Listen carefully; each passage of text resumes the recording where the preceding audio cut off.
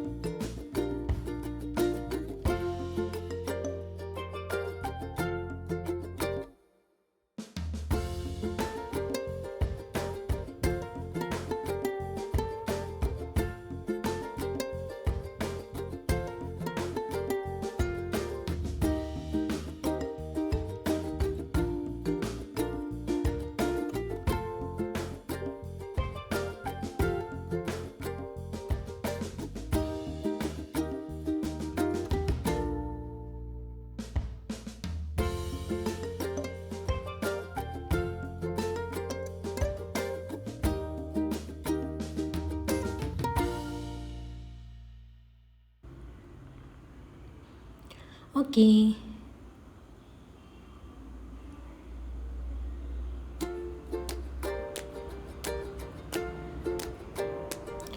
ഇതാണ് വിശാലമായ living area എന്ന് പറയുന്നത്.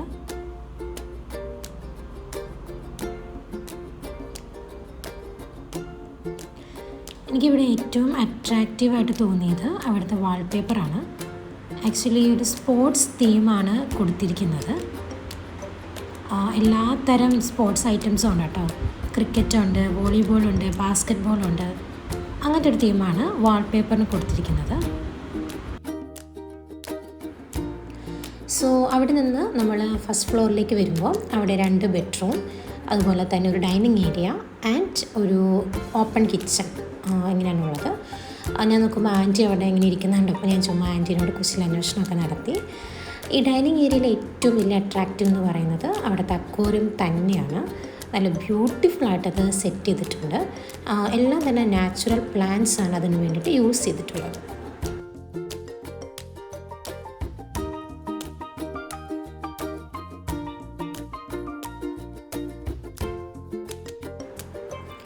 ആൻഡ് ദ ഓപ്പൺ കിച്ചണും ഇതേപോലെ ബ്യൂട്ടിഫുൾ ആയിട്ടുള്ള ഒത്തിരി ലൈറ്റ്സും കൊണ്ട് ഡെക്കറേറ്റ് ചെയ്തിട്ടുണ്ട്.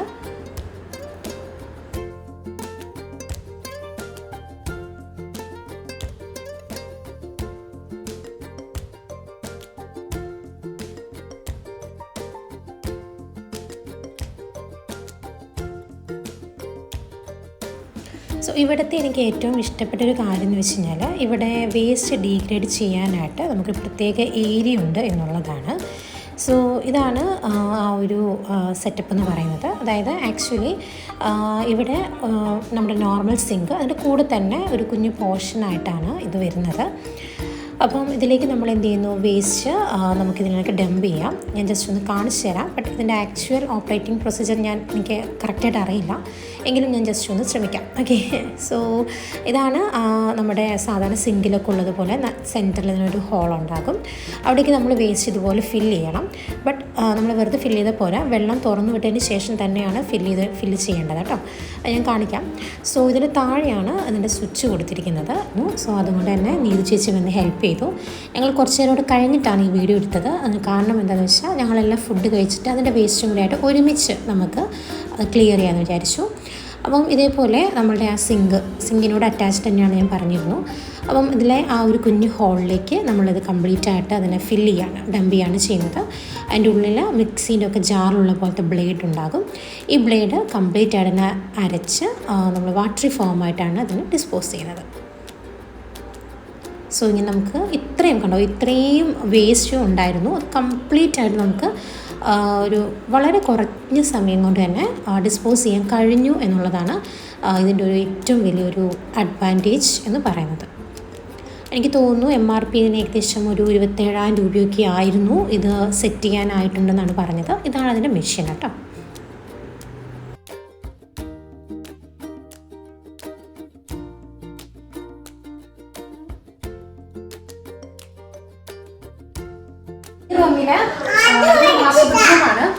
ഇതിനൊരു പ്രത്യേകതയുണ്ട്.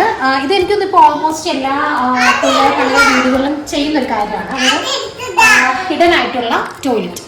ഇവിടെയാണ് അതിന് ടോയ്ലറ്റ് വരുന്നത് കേട്ടോ.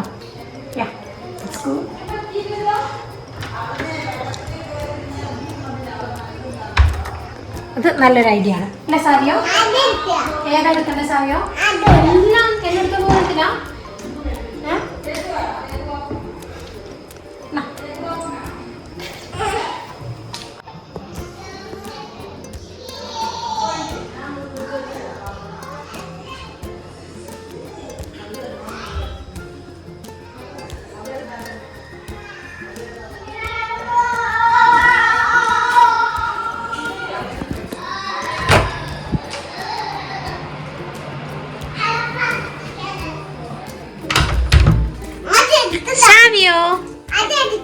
ഏതാ? ഇതാണോ? ഈ പൂച്ചേന്റെ പേരെന്താ?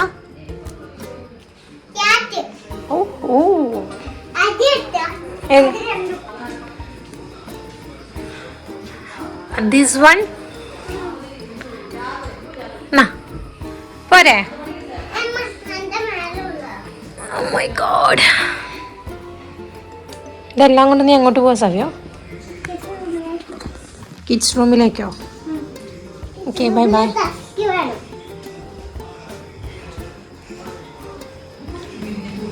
ദെൻ നമുക്കിനി സാവിയോൻ്റെ കിഡ്സ് ബെഡ്റൂമിലേക്ക് പോകാം. സോ അത് സെക്കൻഡ് ഫ്ലോറിലാണ് വരുന്നത്. ഇതിൻ്റെ ബോത്ത് സൈഡിൽ ഒരു വാളിനകത്ത് കംപ്ലീറ്റ് ആയിട്ട് ഫോട്ടോസും കൊണ്ട് ഫിൽ ചെയ്തിട്ടുണ്ട്. ആൻഡ് അതിൻ്റെ ഓപ്പോസിറ്റ് കംപ്ലീറ്റ് ആയിട്ട് ഇൻഡോർ പ്ലാന്റ്സും കൊണ്ടാണ് ഡെക്കറേറ്റ് ചെയ്തിരിക്കുന്നത്.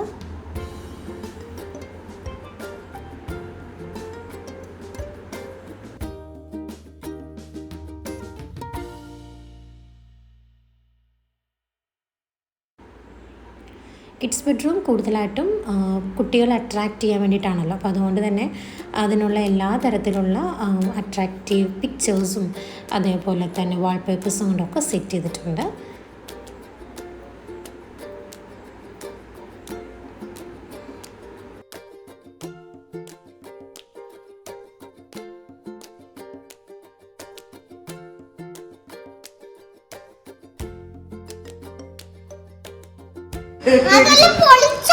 ഏത്? ഇല്ലില്ല, ഒന്നും ചെയ്തിട്ടില്ല കേട്ടോ. കിഡ്സ് ബെഡ്റൂം അങ്ങനെ തന്നെയുണ്ട്. സത്യം പൊളിച്ചിട്ടില്ല.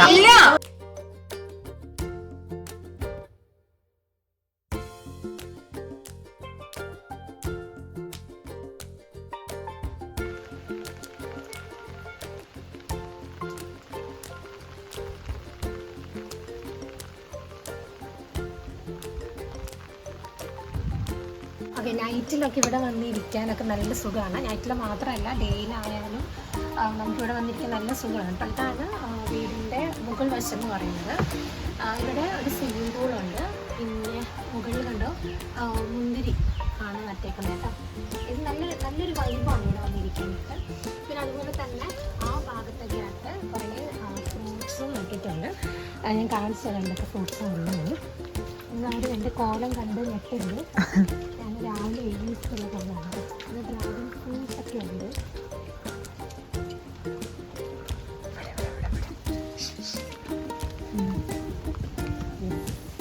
ഓക്കെ, ഇതാ ഇവിടെ ഡ്രാഗൺ ഫ്രൂട്ട് നട്ടിട്ടുണ്ട്. ഇവിടെ ആയിട്ടുണ്ട് കേട്ടോ 2 എണ്ണം. ഇത് പറിക്കാൻ ഇത് പറിച്ചാലും വേണ്ടല്ലോ. ഓക്കെ, നമുക്കൊന്ന് പറിക്കാം.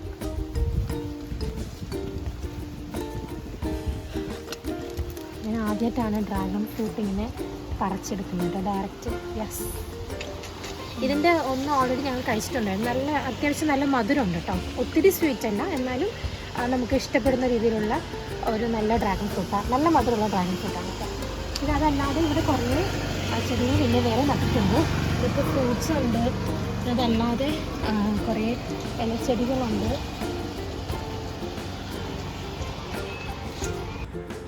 സോ ഡിയേഴ്സ്, അപ്പോൾ ഇത്രയാണ് നമ്മുടെ കൊച്ചു വീഡിയോ എന്ന് പറയുന്നത്. ദെൻ നമ്മൾ നൈറ്റ് ടൈം ആയപ്പോഴത്തേക്കും അടിച്ചു പൊളിക്കാനായിട്ട് പോകാൻ പോവുകയാണ്. എല്ലാവരും തന്നെ വെയിറ്റിംഗ് ആണ്. അപ്പോൾ ഞങ്ങൾ നേരെ സ്വിമ്മിംഗ് പൂളിലേക്ക് വിട്ടു.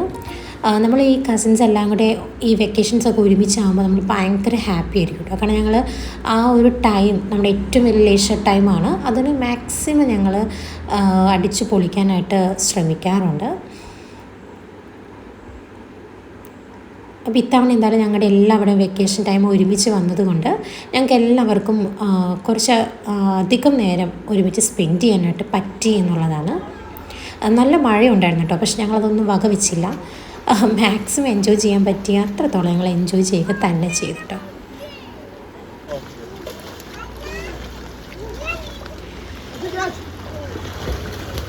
അപ്പോൾ അത്രയേ ഉള്ളൂ. അപ്പോൾ എല്ലാവരും ഈ കൊച്ചു വീഡിയോ ഇഷ്ടപ്പെട്ടു എന്ന് വിചാരിക്കുന്നു. അപ്പോൾ നിങ്ങളെന്ത് ചെയ്യണം? യെസ്, ലൈക്ക് ചെയ്യണം, ഷെയർ ചെയ്യണം, സബ്സ്ക്രൈബ് ചെയ്യണം. അപ്പോൾ നെക്സ്റ്റ് ഒരു വീഡിയോ ആയിട്ട് കാണുന്നവരെ എല്ലാവർക്കും ടാറ്റാ, ബൈ ബൈ.